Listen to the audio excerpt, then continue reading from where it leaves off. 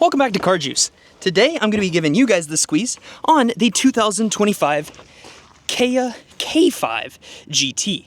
The 2025 Kia K5 is a tremendous value proposition. You guys might be wondering, why am I doing a video on a Kia whenever I predominantly do videos on BMWs and Porsches and other luxury line type vehicles? Well, that's because I actually have access to a couple of awesome Kias at Jake Sweeney Kia down in Florence, Kentucky. So that's who allowed me to borrow this video to do a quick review on. And honestly, Kia and Hyundai, you know, if you guys saw the Ioniq N last year, that was like one of the coolest cars that came out in 2024. So I figured that might as well go ahead and check out the 2025 Kia K5GT, as this 290 horsepower, 2.5 liter four-cylinder is a tremendous value at only about $33,000 as equipped. This thing, you get adaptive cruise control with active stop and go. It can also do lane assist with your navigation, which are features that I thought were more or less exclusive to luxury vehicles. For only like 33 grand, you're getting a ton of car. This car is all-wheel drive. You can get it for a little bit less if you chose to not do the all-wheel drive. Speaking of some of the options and features on this one, the car that we're testing today is a 2025 Kia K5GT line, all-wheel drive. That's got 290 horsepower, 2.5 liter four-cylinder engine. You can also get this with a 1.6 liter for less money if you're interested. That one's going to be about 180 horsepower. This thing does get extremely good gas mileage despite having a good amount of power. You got about 27 miles per gallon combined is your average rating. And then on around town, you're gonna get about 24 miles a gallon and then 33 on the highway. As equipped, this one is at 33,645. So with the premium package, you're gonna add the panoramic sunroof and power sunshade. This whole roof is basically made out of glass, which looks really good on the inside and makes it feel a lot more open. The runway red paint is also $495, so this isn't a standard paint option. And then you're also going to get LED interior lighting and the Bose premium audio with active sound design. I've noticed, I will get into this a little bit more while we're driving the car, but this has a very good bass profile. I used to have a Kia Forte back whenever I was in high school, so I've been a Kia fan for quite a while. They just weren't very reliable. The 1.6 was greasing up and everything. So it's nice that they have actually came full circle and they're making pretty reliable cars again. With that available warranty that comes for the first owner, the 10-year, 100,000 mile warranty is insane. So I think since then, they've been just making some pretty banger cars. And with the average price of a used vehicle or a new vehicle, I mean, right now being like around over $40,000, it's kind of cool to see what you can get for that $32,000 price point. So under the hood, pretty tidy, just a normal four-cylinder engine under here. Nothing crazy. It's not like you have adaptive struts or anything like that, but the engine is pretty tidy. And if you got the smaller engine, obviously it's going to take up a little bit less space, but it was pretty quiet on my brief drive over to record this video. On the front, you've got these very aggressive looking headlights that kind of corner and just really make this thing look aggressive at night. Whenever you're seeing this thing come down the road at you, it looks much more premium than what you'd expect out of a Kia. The tires on this vehicle are Pirelli tires, which is a nice quality tire. It does not appear as though they are run flats. The tire size on these is 235/45/18, so you got 18-inch wheels on all four corners with that futuristic style design. You also have comfort access keyless entry, so you can lock the car and unlock it just by hitting this little button here on the side. That runway red paint looking great in the sun, catching all the different angles. And then coming around to the back of the car, you have a nice rear LED tail light that really just lights the back of this thing up, making it look very futuristic. This being the GT line, you also get this cool GT badge here on the back. The camera is integrated right into the center of the LED bar, and then you have a little button there to open up the trunk. The rear seats can fold down with the pull of each of these little tabs here in the back. So if you need to get extra space for a road trip, you always have the ability to do so. This rear trunk does open up, revealing a spare tire. So if you get stuck on the side of the road, you do have an option for a spare tire. You can also store a little bit of extra goodies down here, but it's more so just designed to store the spare tire. It's not like you have any kind of extra special space in there or anything like that. A little pull handle, and the trunk release does work. This almost looks like a hatchback with how they added that little chrome design on the outside of the car. Getting into the back seat, we're gonna take a look at the door handles. So we've got some nice plastic trim here, no texture or anything like that. The tops of the doors are soft touch, And I noticed on the driver's doors, they actually have double pane glass, which is insane on a $30,000 car. Remember, this competes with the Honda Accord and the Toyota Camry.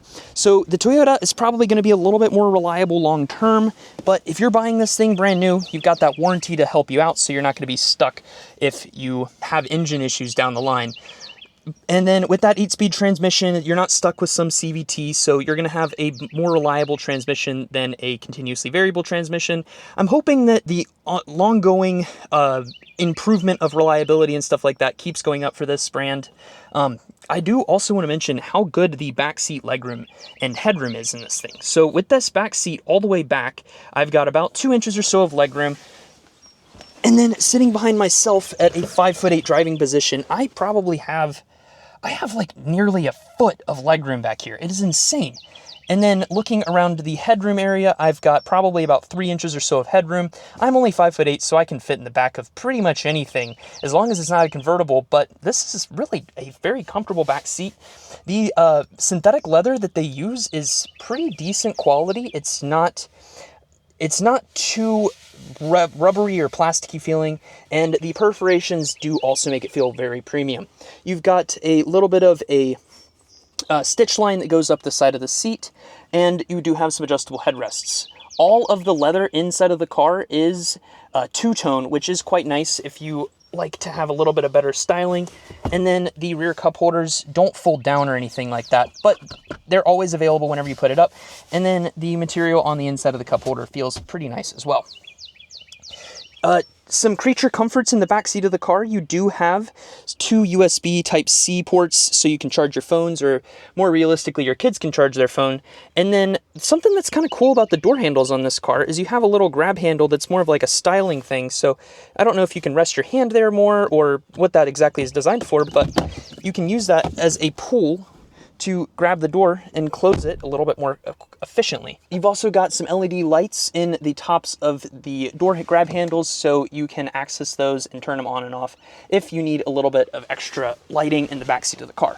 Before we get out of the back seat, I do want to mention you got 3 little speaker covers back here, and I think that is where the extra subwoofer is in the car, because this thing does have a pretty good sound profile and is pretty loud whenever you turn the speakers all the way up. I was listening to some hip hop on the way over here, and I was pleasantly surprised with how it sounded.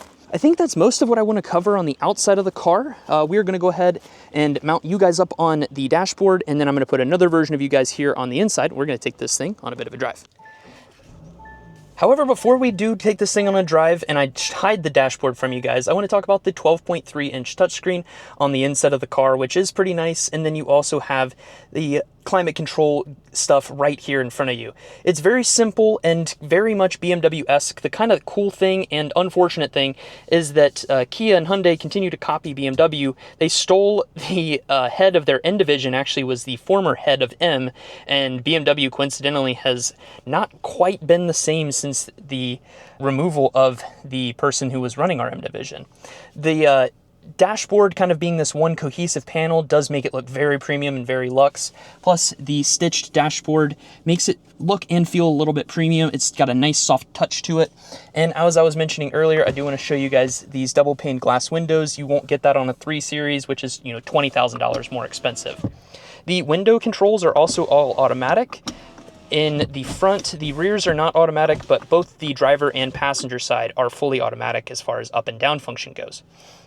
Got your lock and unlock buttons there, right there in the front. And the steering wheel is a flat bottom, which helps with finding the edges in the corner. No paddle shifters, which is a little bit disappointing, but you do have active cruise control with lane keep assist, and you have wireless Apple CarPlay on the touchscreen. Opening up the sunroof, you can push one button and the whole roof will just glide open. And you've got a little baby sunroof in the back, similar to what they do in the new C-Class, which is pretty nice, especially on a Kia, which is awesome. One push forward and everything will close back up. And then down here in the center console, you do have a wireless charger that will charge your phone up and show you kind of how much power is going into your phone even. You've also got 2 USB Type-Cs that will charge your phone a little bit faster. Backing up here, you have a a button for your heated steering wheel and your heated seats, which are cool little toggles so you can kind of feel like James Bond. And then right in front of that, you have a ability to go ahead and access your backup camera. No 360 parking camera on this car, but it does work pretty well, and it does have the predictive lines as you're backing up. So that is pretty much everything that I want to talk about on the interior. Now we are actually going to take this thing on a bit of a drive. All right, so in the driver's seat of the Kia K5GT, you're going to find yourself in a pretty decent little cabin. So for the most part, this car is extraordinarily modern and you are getting a ton of value for your money, which is completely the point of what Kia and Hyundai and Honda and Toyota are really going for. They're going for a nice value for your money without having to overpay for, you know, random little features. The fact you get a heated steering wheel, heated seats, back in the day, that was what meant to be a luxury car. Now it's having access to the latest and greatest technology, and this thing does a pretty great job as far as I'm concerned in doing that and giving you everything that you pretty much want for a very, very like reasonable price. While it's not as quick or as peppy as far as the shifting goes and everything like that as what's available in, say, a BMW, and it doesn't corner like a BMW, the body roll is much more considerable in this car.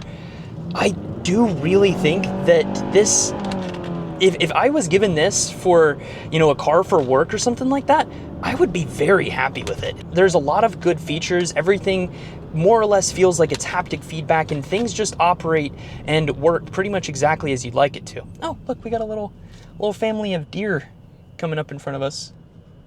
Kind of cute. I don't know if I actually got that on camera or anything, but pretty cool. We got some little deers running around.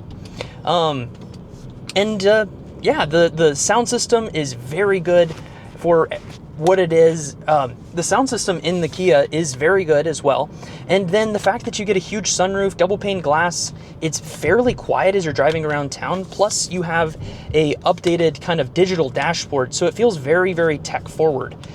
I would highly, highly recommend checking one of these out if you're in the market for a nice car. Maybe it's your first car out of college, or you're just looking to get a good value for your money. This thing costs less than the average new car that's for sale nowadays. I could see this thing selling extremely well for good reason, with that being said.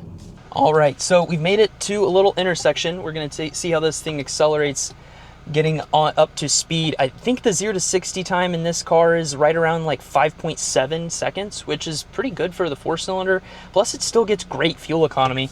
You know, 27 miles per gallon combined is more than sufficient for a good daily driver. Plus the driver's seat is nice. The synthetic leather seats get very, very toasty if you need them to. I accidentally turned my heated seat on and I was roasting here in about 10 seconds. It is also at 64 degrees outside today, and it is really, really warm here in the Midwest, Ohio, Kentucky region. And I missed, oh no, I could have made it. Well, wait a second. No rush here.